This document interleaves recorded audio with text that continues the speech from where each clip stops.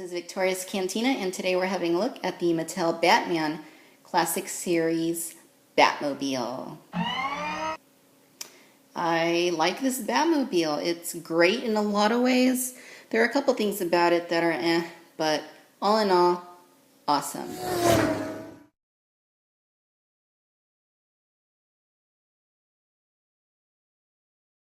As you can see, the Batmobile very much resembles what we saw in the old classic TV show.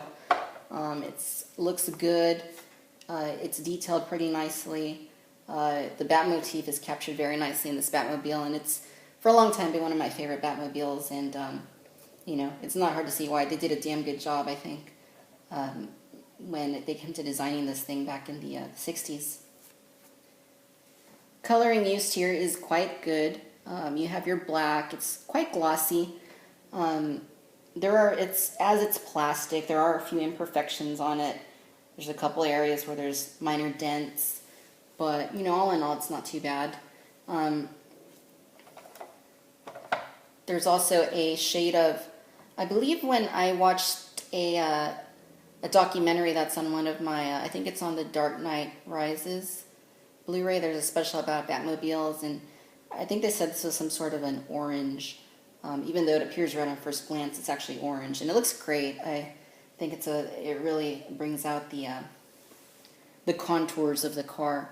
If it didn't have any highlighting like that on there or accenting, it'd look quite a bit different. So here's the back side. No, there's no flame or anything that just shoots out. It would have been awesome if Mattel would have included perhaps something like a little piece you could plug in, maybe like a translucent flame or something coming out of there. I think that would have been awesome, but in any case, they did not. So here's the view from the top. Now, the car itself is extremely lightweight. It's probably no more than, if I had to guess, probably not even half a pound. And considering it fits 6-inch figures, you would think it'd be a little heftier, but it's really not too big. Some of the components are actually like a really soft plastic, like this. These pieces up here, as you can see, they bend quite a bit. The seat belts are plastic, which is good, bendy plastic. Even the bat phone is plastic. The fire extinguisher, the shifter, all that's plastic. The pipes up here, plastic, bendy. So, you know, I wouldn't say that they cheaped out necessarily. Oh, even these back here in the back are quite bendy. The fins. I wouldn't say that they cheaped out. More than likely the case was just that, you know, they wanted to avoid any lawsuits with sharp parts on the car. You might recall the 2003 Batmobile, the one that could also seat Batman and Robin, that they had to adjust with new parts since the fins were apparently too sharp on it. So Batman and Robin both look quite nice with the Batmobile. Of course, they're meant to go in the Batmobile, so I'll show you how to do that. So there's the Batmobile with Batman and Robin in it. As you can see, because of these ridiculous capes, they're just hanging out. Let's get you a close-up right there. Batman and Robin, they both have seatbelts, as you can see, because safety first. And the seatbelts themselves, they simply latch into a little component that's down in there.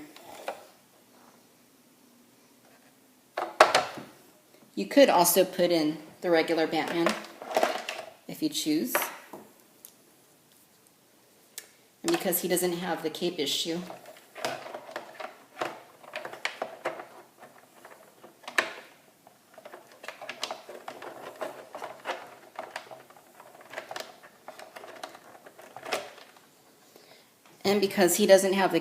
he actually fits in there a little bit better without the cape flying out through the back.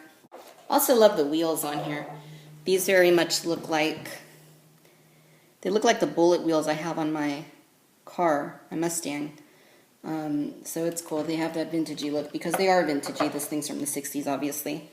But yeah, all in all, good car. it could have been a little bit better. I mean, I like that all the details are there, and that's the most important thing. Again, I would have loved to have had a flame coming out the back. But, you know, all things considered, I enjoy it. I think they did a good job. I still think it was overpriced. I picked mine up from Toys R Us about a month ago, and I believe it was $60. I think for what you're getting, it's a little overpriced.